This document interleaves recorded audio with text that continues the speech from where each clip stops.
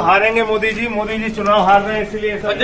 ED, CBI, income tax, ये BJP की घबराहट है। बीजेपी हारने जा रही है।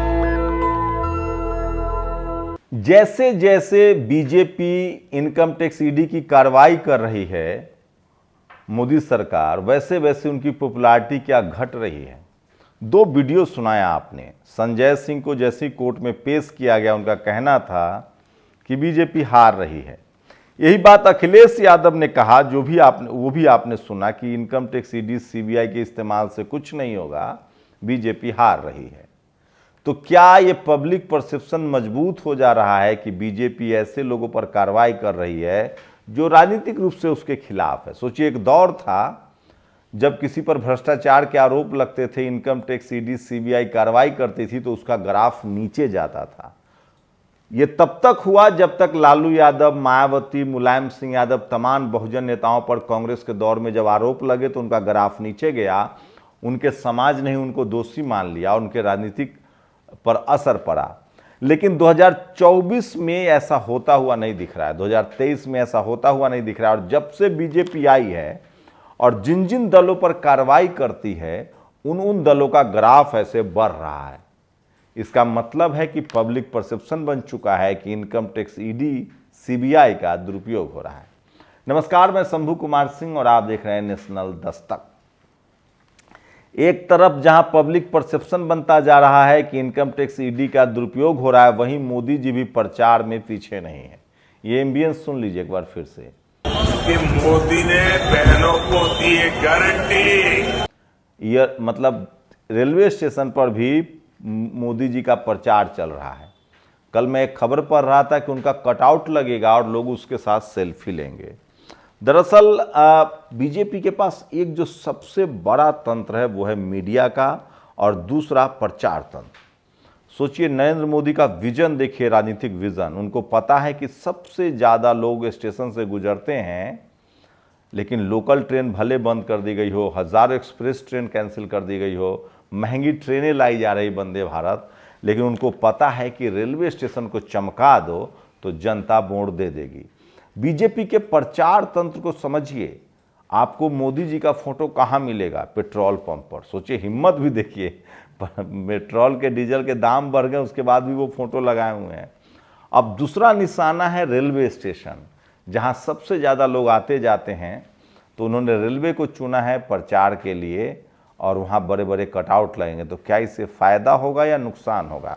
वैसे फिलहाल संजय सिंह को लेकर देश भर में प्रदर्शन हुआ, और संजय सिंह के शब्दों में तल्खी भी है और भरोसा भी दिख रहा है।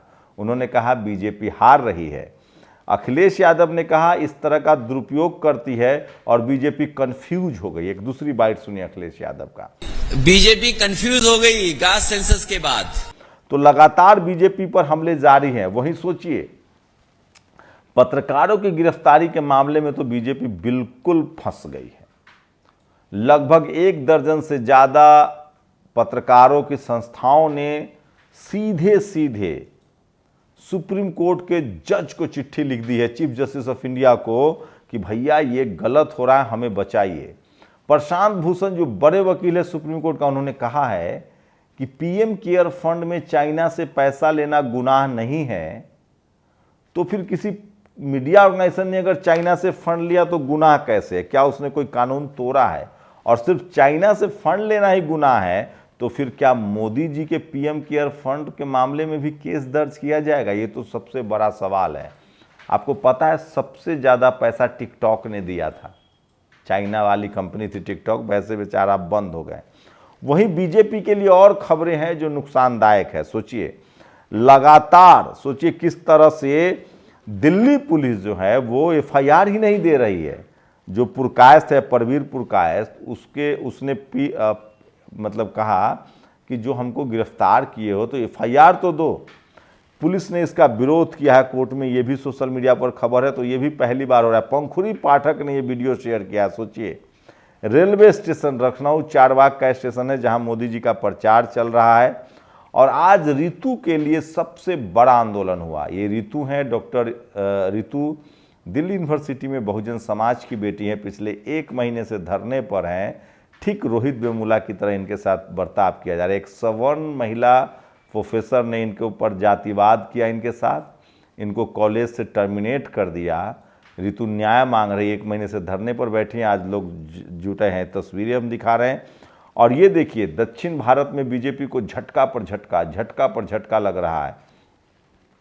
कर्नाटक उनके यहाँ से चला गया, तमिलनाडु में उनके गठबंधन जयललिता की पार्टी ने छोड़ दिया, और अब पहले ही तेलुगु देशम के नेता को जैसे ही इन्होंने जेल में डाला, पवन कल्याण ने भी उनका साथ छोड़ दिया और उन्होंने कहा है कि मैं अब टीडीपी के साथ जाऊंगा।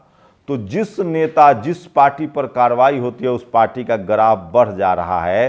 तो सोचिए, और ये देखिए दिल्ली के प्रेस क्लब में देश भर के पत्रकार जुटे थे और मीडिया को दबाने के लिए जांच एजेंसियों की इस्तेमाल हो रहा है। सीजीआई चंचूर हस्तक्षेप करे, मीडिया संस्थानों ने सीजीआई को लिखी है चिट्ठी। तो नेता वाले मामले में तो बीजेपी बच भी जाती, लेकिन पत्रकारों पर कार्रवाई ठीक नहीं है, क्योंकि सोशल मीडिया के पत्रकारों की विश्वसनीयता इतनी ज़्यादा बढ़ गई है कि जितना बीजेपी यूट्यूबर सोशल मीडिया के पत्रकारों पर कार्रवाई करेगी, पब्लिक उनके उतने खिलाफ हो जाएंगे। और 2024 में तो चुनाव होना ही है, चुनाव तो पब्लिक परसेप्शन का खेल है। तो सोशल मीडिया पर ये तमाम खबरें हैं जो वायरल है, और इसलिए मैं कहता हूं कि सोशल मीडिया ही सच्चा मीडिया है, सोशल मीडिया ही बहुजन मीडिया है। तेजस्वी यादव ने भी कहा है कि ये लोग हार के डर से घबराए हुए हैं। तो सबसे ज़्यादा ये खबर जो है सोशल मीडिया पर चल रही है, जो मैं आपको बता रहा था। वहीं सोचिए, अखिलेश यादव हो, तेजस्वी यादव हो, सबके एक साथ सुर हो गए हैं और बीजेपी को लगातार नुकसान उठाना पड़ रहा है। बड़े बड़े उनके पार्टनर साथ छोड़ रहे हैं। तो सवाल है कि क्या इनकम टैक्स ईडी का डर दिखाकर बीजेपी का कुनबा बढ़ता हुआ नहीं दिख रहा है, घटता हुआ जरूर दिख रहा है। जैसे इन्होंने सनातन राग शुरू किया स्टालिन के बेटे के खिलाफ, उदयनिधि के खिलाफ, इनका गठबंधन में से एक और पार्टनर चला गया। जैसे ही चंद्रबाबू नायडू पर कार्रवाई हुई, उनको एक और साथी मिल गया, इनका एक और खत्म हो गया पार्टनर। अकाली दल इनका ऑलरेडी इनके साथ खत्म है।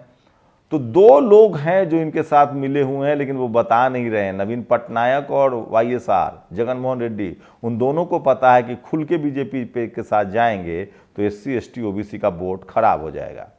आपको क्या लगता है, इनकम टैक्स ईडी, सोचिए पहले भ्रष्टाचार के आरोप लगते थे तो लोगों की किरकिरी होती थी, अब मोदी जी के राज में भ्रष्टाचार के आरोप लगते ही लोगों को लगता है कि अच्छा ये बीजेपी में जाने से मना कर दिया होगा, पाला बदलने से मना कर दिया होगा, पार्टी बदलने से मना कर दिया होगा, तोड़फोड़ से मना कर दिया होगा, क्योंकि बीजेपी ने इस तरह से सरकारें बनाई हैं। अजीत पवार पहले भ्रष्टाचारी थे, जब इनके साथ चले गए ईमानदार हो गए। पश्चिम बंगाल में इन्होंने ऐसे किया है, मध्य प्रदेश में तोड़फोड़ किया है। तो आधा से ज्यादा नेता तो इनके कांग्रेस से, हेमंत बिस्वा शर्मा। तो भारत में लोकतंत्र है और पब्लिक परसेप्शन जो है वो आपको बहुत महंगा पड़ता है। क्या ईडी इनकम टैक्स बीजेपी को जिता पाएगी या बीजेपी के लिए गले की हड्डी बन जाएगी, जैसे टीवी अखबार वाले गले की हड्डी बन गए हैं। जैसी बीजेपी की तारीफ करते हैं लोगों को लगता है कि यार ये तो गड़बड़ कर रहा है। क्या बीजेपी सिर्फ अब सवर्ण वोटों तक सीमित रह जाएगी? क्या SC ST OBC अल्पसंख्यक समाज उसका साथ छोड़ देगा? आपकी क्या प्रतिक्रिया है? अपनी प्रतिक्रिया जरूर दीजिए। शुक्रिया। नेशनल दस्तक की आपसे गुजारिश है कि अगर इसको बचाना चाहते हैं तो नेशनल दस्तक को सब्सक्राइब करने के लिए रेड कलर के सब्सक्राइब बटन को दबाएं, फिर बेल आइकन की घंटी दबाएं। नेशनल दस्तक को बचाने के लिए बहुत जरूरी है कि हर खबर को शेयर करें, लाइक करें, कमेंट जरूर करें।